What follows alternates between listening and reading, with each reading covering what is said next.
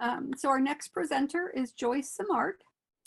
Joyce has an MSW and is an adjunct associate professor in the School of Nursing, University of Western Sydney, Australia. She is a private geriatric consultant residing in Florida. She has been involved in long-term care for over 40 years. Professor Simard has written numerous articles and chapters in healthcare books, The Magic Tape Recorder, and the End-of-Life Namaste Care program for people with dementia is now in its 3rd edition. She has been involved with grants, studying the outcomes of Namaste Care internationally with the School of Nursing, University of Western Sydney, Australia, St. Christopher's Hospice, the University of Worcester, and Lancaster University. Ms. Simard, Dr. Simard is a popular speaker for organizations all over the world. So, I'm sorry you're having technical difficulty if you live in Florida and teach in Australia. I know. I'm so blessed. And thank you so much for inviting me to speak, because I am not a nurse, but the only speaking I do lately is for nursing. And without nursing, this program would not have started. Just to ask you a question, can you see me, or is it a blank screen, or what? I can see you. So what I'm going to do, I'm going to let you talk. I'm going to pull my video down. When my picture comes back up, you'll know that's your sign that we've got about 5 minutes left to close up. Okay? Okay, except all I see is my slides. And that's okay. You talk us through them. Oh, you know what? Then I will say, Joyce, right. You have 5 minutes. How about that? I'll break it. And actually, I brought my alarm clock here. So I'm supposed to stop talking at what time? 1:53 p.m. Okay. Woo! All right.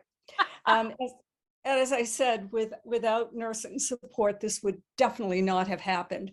And it was interesting, the previous speaker was talking about staffing and how difficult it is now to staff. And I've mostly worked in nursing homes and assisted living, not in a hospital setting. But what has ended up happening is the feedback that I got from nurses saying that because we're taking a small group of people with advanced dementia into one room with usually an activity person who's leading the group, the nurses are going, you know, that's 8 to 10 residents that I don't have to worry about because they're in a group setting. And when it really is working, you do 2 hours in the morning and 2 hours in the afternoon. And then the other thing that had happened, the feedback I got from nursing, is for the most part, if you have somebody with advanced dementia, they're not involved in most activity programs. And so they have lunch and they're wheeled in front of a TV where they fall asleep. Then they're awake at 3 o'clock in the morning because they slept all afternoon. But when they're in the Namaste program, they're awake most of the afternoon, and so they sleep at night. So in some studies that we've done, the nurses have reported a significant decrease in the use of sleeping pills and antipsychotics. So that was always very special. My first slide is a picture of Dr. Alzheimer's. And you know, he discovered Alzheimer's disease over 100 years ago. My husband is Czech and we live in Prague in the summer. And when you live in Europe, you know, you just go all over the place. So we actually did go to Dr. Alzheimer's home. And they still had the slide of August D in his microscope, which was amazing to me. So this is 100 years later, and there's no cure on the horizon. And there's not even a medication that will significantly slow the progression of any irreversible dementia. And so what I decided to do was to look at people, especially those with advanced dementia. And as I looked at what was happening to them sitting in front of the TV set, I thought, you know what? They're existing. We're keeping them fed, we're keeping them changed, they're, you know, bathed, sometimes they're bed bound, sitting in front of a TV, sleeping on the outside of an activity. And to me, that was just existing. Living to me is when you're lovingly touched, when you're talked to, not about, when you're engaged in meaningful activities, and I'll be showing you meaningful activities for people with advanced dementia. And thankfully, a lot has changed lately, where we used to hospitalize people, especially somebody with advanced dementia also develops urinary tract infections because they don't drink enough. And so we're not putting them in the hospital anymore. More families are not saying, let's not, let's do CPR. They were not tube feeding as we were a long time ago. And what we're doing now is working very closely with hospice and talking about a peaceful, pain-free death. And when at all possible, not dying alone. Well, I'm a social worker. And when I first started about 100 years ago now, I guess, I could actually do social work. I had residents waiting for me when I came into the office to talk about their feelings. And then all of a sudden, things began to change, and people had memory loss. And at that point, we weren't even calling it Alzheimer's disease. And I'm thinking, okay, now what am I going to do? They're not coming for any advice, and my job is to help them adjust to the nursing home and to be happy. And as I'm walking around, I'm realizing that if they're in an activity program, they're happy. And so I developed an activity program for people with first early and moderate dementia. And I have a quote from the poet Robert Frost here. "Two roads diverged in a wood, and I took the one less traveled by, and that has made all of the difference." And that's what I did. Rather than becoming a social worker and working as a social worker, I became more of an activity social worker, developing programs to people, making people happier, and lowering the use of medications and falling, and helping staff feel happier and families feel happier. And that has made all the difference. Well, in 2001, I was getting ready to retire, and I met a young woman at a conference where I was talking about a program that I had developed for people with very early memory loss. And she said, I'm a social worker in Vermont, and that's a rather small state in the United States, certainly in terms of population. And she said, "I've just become the director of the dementia unit, and I haven't a clue what to do. Do you think you could come and help me?" Well, as I said, I was getting ready to retire. That was 20 years ago. And I said, sure. So I went down, and the first person I observed was a man named Walter. And he had 2 or 3 PhDs, very, very intelligent man. They get him up early in the morning. He had nice slacks on. He had a sport jacket. He had a shirt and tie. He had breakfast. And then he just sat. There was nothing for him to do. And I thought, he needs a reason to get up every day. And so I got 3 decks of cards, very different looking cards. And I said, "Oh, Walter, do you think you could possibly help? The children got into the cards last night and they're all messed up. Do you think you could sort them for me?" And he smiled and he said, "Yes." And of course, the staff were all aware of what we were doing. So everybody would go by and pat him on the shoulder and say thank you. And I thought, what he needed was a reason to get up. And so I formed a program called The Club. And I pretty much found something that everyone could do before the regular activities started. So we had news and views, we had a second cup of coffee, we had special programs. Instead of exercising, we danced. And we just had a great time. And what ended up happening was we had a decreased use of psychotropic medications. So for instance, before we had neuroleptics, we had 19 before, 6 after. Antidepressants, we had 4 before, 0 after. And so we really had some very nice medication changes. And falls, it was interesting. In July, in one nursing home, they had 16 falls. And then when they started Namaste, in November, they had 8 falls. So that was significant for those residents. And as I said, I was ready to retire, and I got called by the administrator in Bennington, Vermont again. And he said, Joyce, you have to come back. We have so many residents that now can't even participate in the club. And I went to take a look at them. And indeed, they were existing. They were not living. We kept them fed and changed and bathed, many times bedbound and sitting in front of the TV, as I've mentioned. So at this time, we also were meeting with the medical director, the nurses, and the families, and we decided, let's not do CPR, tube feeding, hospitalizations. And we really had very, very good success with the families, the physicians, and the nurses. People just didn't want to do CPR on somebody who had advanced Alzheimer's disease. But we had a family member whose mother was part of the club, and she came to me one day and she said, Joyce, you developed the club, and my mother was so happy in that program, and now she has advanced dementia. Can't you develop a program for them? She didn't want me to give up, and I didn't want to give up. And that's how I came up with Namaste. And how I came up with the word was I was, looking for a name for this program, and I read something that said Namaste, to honor the spirit within. And I hope you'll see that every single aspect of this program honors the person. 2 principles. One is it takes place in a calm, relaxing environment. Because, everything is so, in many nursing homes, you've got bright lights and you've got staff running around, and this has got natural light. We oftentimes use the scent of lavender. So when you walk in the room, it feels good.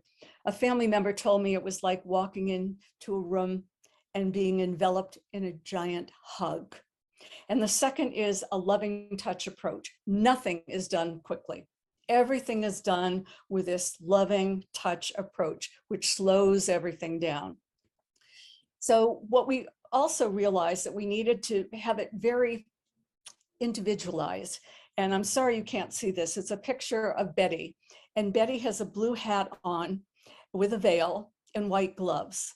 And when our family members, as we were talking about the social history and asking typical questions, and I just blurted out and said, what was really special to your mom? And they said, she loved to go out for lunch, and she always wear a blue hat and white gloves. And I said, could we borrow them? And they said, yes. So when she came into the Namaste room, she got her blue hat on and her gloves. And wow, she just made such a difference. She just glowed, absolutely glowed.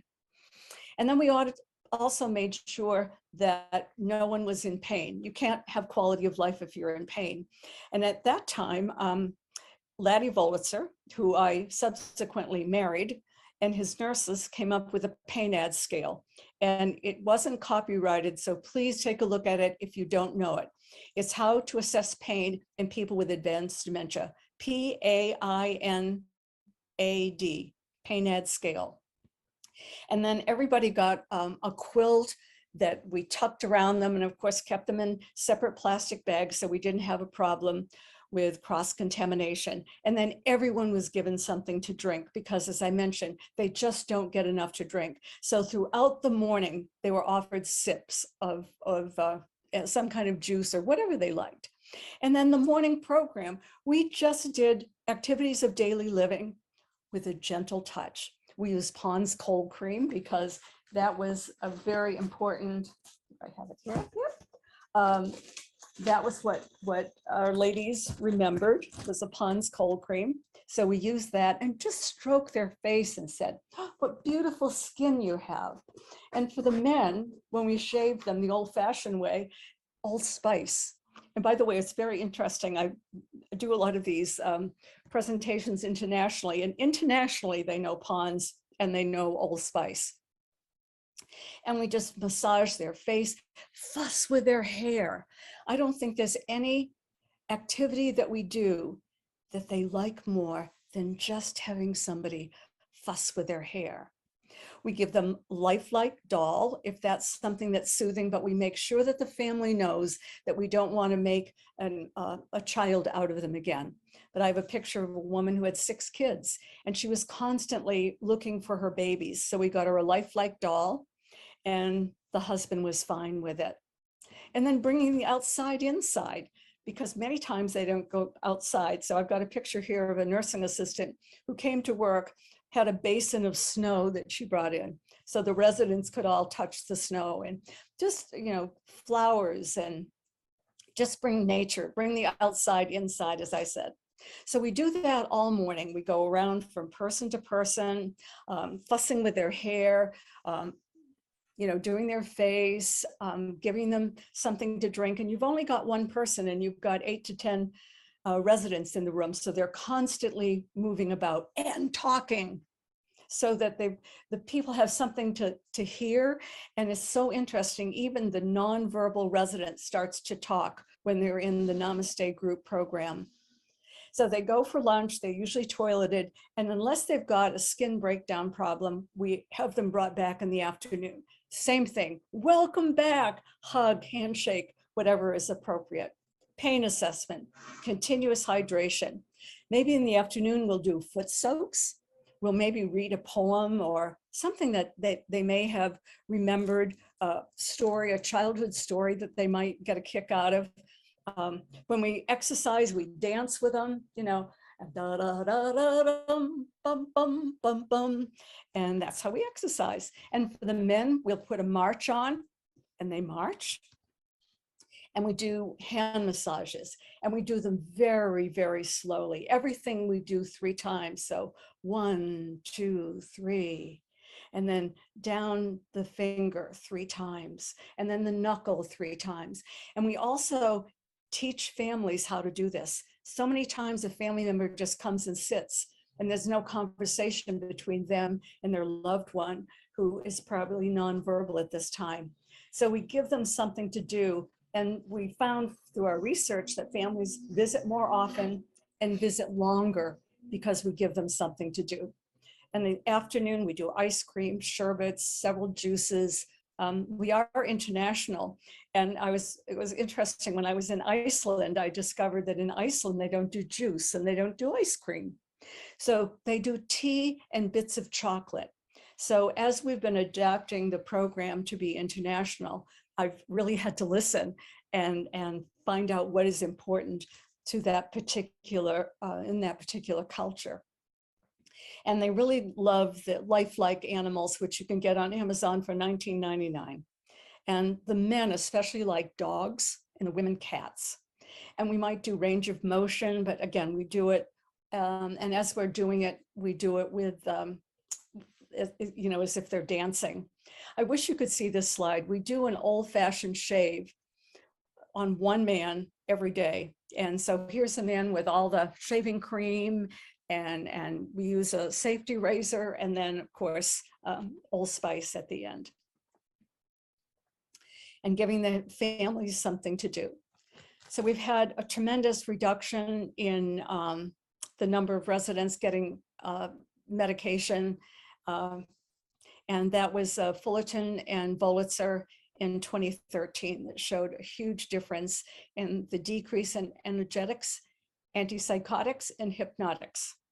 I guess you can tell I'm a nurse, not a nurse, because I'm stumbling over some of these words. And the pain ad scores went down, and even my husband doesn't understand that one. And the outcomes, we've had very, very fortunate to have been involved with several universities who've done research projects, and clinically increased intake of liquid and food, skin less fragile, decrease in agitated behavior, decrease in social isolation, increased satisfaction from staff, residents, other residents, and families. So when we do this, we educate all the residents and all the families. And it's really interesting how the alert-oriented resident really appreciates what we're doing for the other residents in the care home. And of course, families are all thinking, well, my mom doesn't have it now, but she might. And so let's make sure that, that this program gets supported in case my mom does need it at some point. And it was really interesting during the pandemic how we were not able to do group programs. So we did an individual program, which I've done with Seasons Hospice since 2007, when one of their executives asked me if I could put Namaste Care in a bag. I said, I don't know, but I'll try. So here's the bag. And in the bag, we have everything that we need, and we bring it to the person, whether it's in their room. And if they're sharing a room, we pull the privacy curtain around and kind of cocoon them. And if it's in their home, we also try to provide that loving environment. We turn off the TV set. We, spray the room with lavender. We put some beautiful music on. So funny, I had a picture of what we used to do, which of course was a tape recorder, and now everyone uses their cell phone. And so what we do is bring this in to the residents, and we do the face and all of that. And also what I ended up doing was getting a name tag that was big enough that they could read. Now, the company wants you to wear a name tag with all the gobbledygook on it, but the residents can't read your name. So I just do that on my own, and a lot of people I work with have started to do that. Wear the one that the company wants you to wear, but also wear this one. And it's amazing how the residents love to be able to call you by name. And also, I wanted to point out that we do some fun things, not just the serious ones. So sometimes I'll come in looking like this. And of course, they certainly can't help but laugh. I actually went in to a hospice, and one of my neighbors was dying, and I went in with it was Red Nose Day, and one of the pharmacies here has National Red Nose Day, and I buy the red noses. The money is given to charity, and I wear it all day. Wherever I'm going, I wear the red nose. And Don took the nose off from me and put it on him, and I took a picture of it. And his obituary, he had the red nose on, and for his funeral also. So we do that, and we do everything. We do the pain as scale, we give them drinks, we do the ponds, we do everything that we do in a small group program. So basically that's what Namaste Care is. I was very, very fortunate, and I got to write a book.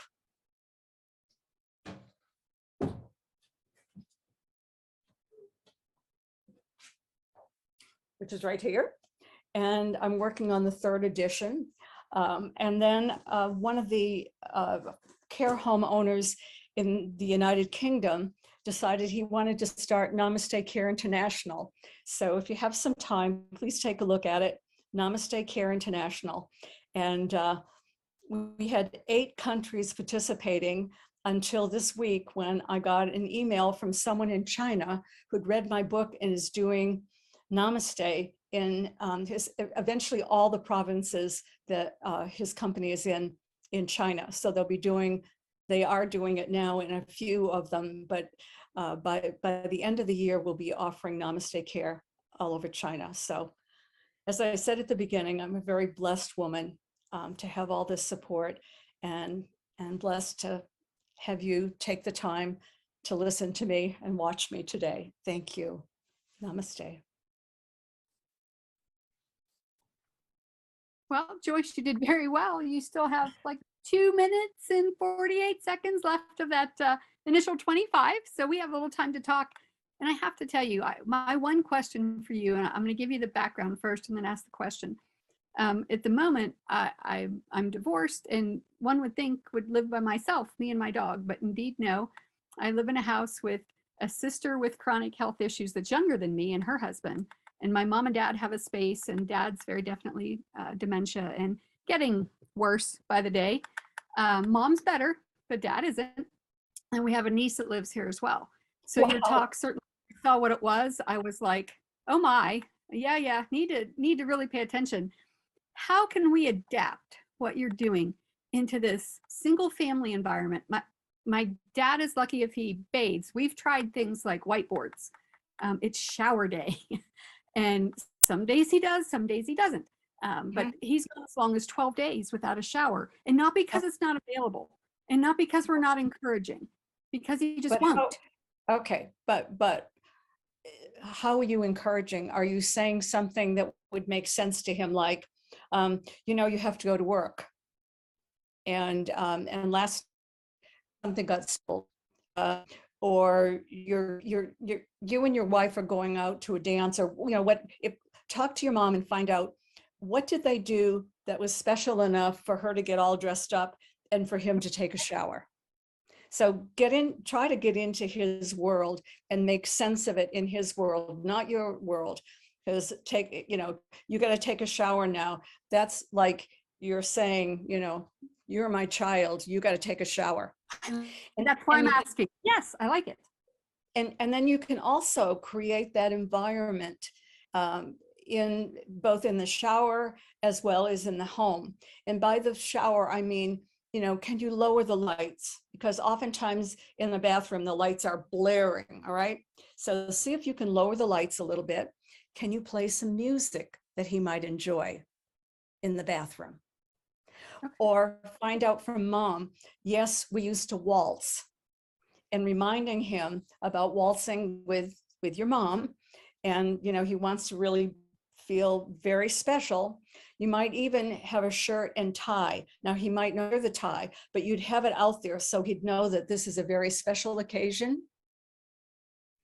If it's something related to his work, you know, today, you know, and if you could find out a boss's name that he would remember, you have your evaluation today, so we want to make sure you look really sharp. So something like that, getting into their world. Gotcha. Yeah, those things I hadn't thought about, but you're right. We've been telling him to take a shower. So I need a better way to do that. Yeah, it doesn't work. It doesn't exactly. So this has been priceless. I appreciate it. And I will be getting that book to read it to get more ideas, because I'm an OB girl. So I deal with young, healthy women having babies. I've not worked with geriatrics. So it's a whole new realm for me, and how to understand what best can be done, because I don't know. I don't know what I don't know, obviously. But so interesting. I've had nurses who work in intensive care, and, you know, when babies are too small, neonate, yep, whatever the word is. Yep. That's it. And what they have started to do in some of them is exactly what I talk about. They play lullabies. And they work with the team there to see, you know, is there a way that we can lower the lights, still do our nursing and have everything work, but is there a way that we can also have, you know, some area that's really softer? Is it, if at all possible, and you're a nurse and you've got a few minutes when you're not having to do something, go to one of the I'm sorry, they put babies in, not a crib, little yes. babies. I know what you mean. Yes.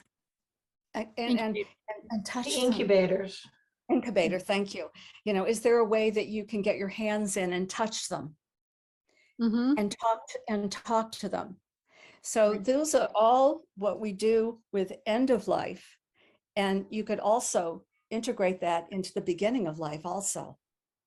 And, you know, I do some of that with my patients, but it just never occurred to me to transfer that. And I see other people, it looks like they might actually have questions. If you look at the chat box, Joyce, you'll see that you've had someone say just how insightful your presentation was, and they will be getting the book, as I said, too, to read it. And Angela Bowling says, love the focus on Alzheimer's. And I would agree. I can't figure out how to get out of my slides so I can get back to you. Anyone have suggestions on that? There's got to be a way for you just to click off that slide, but I'm not sure. I can't see your screen. Oh, there. I see you. Yay. Oh, and I so apologize that I couldn't use all of the, oh, let me show you the one thing that's so much fun, and you can get these at the dollar store. Yes. Oh, yeah. Well, if you don't think that the residents aren't going to go like this, you know, trying to get them, and that's exercise. but exercise, you know, in a fun way. Or maybe even get the residents to use that wand for you blowing Oh, them out. sure. Oh, Yeah. absolutely. Absolutely. And I've done it both ways. I've done it when I do that and they just poke. Mhm. And sometimes you can buy these fingers at the dollar store, you know, these long, and so they're, you know, they're poking them. And let me show, I'd like to introduce you to my assistant. One moment.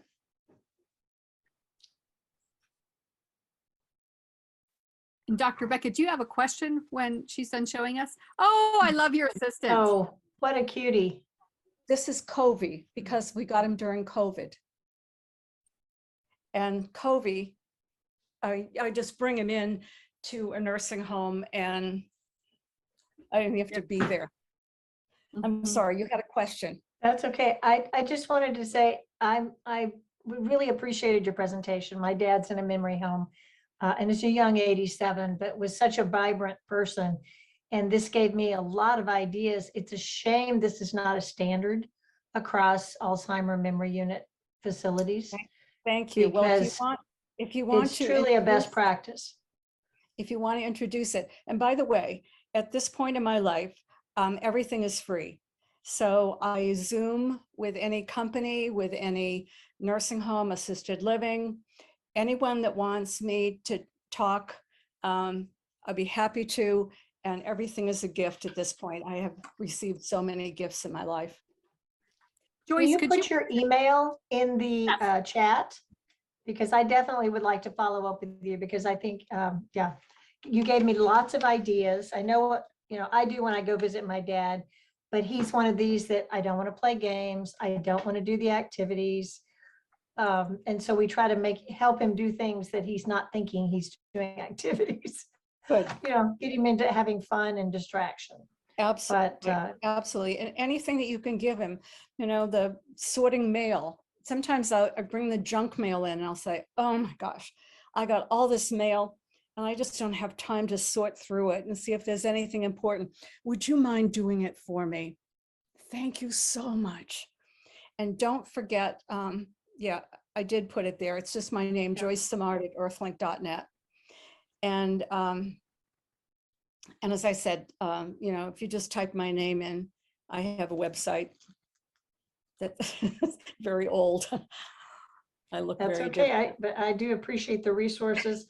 I'll reach out to the owners and see if they would be, you know, open to exploring this, because they have a whole series of homes all over, and it would be nice for them to integrate.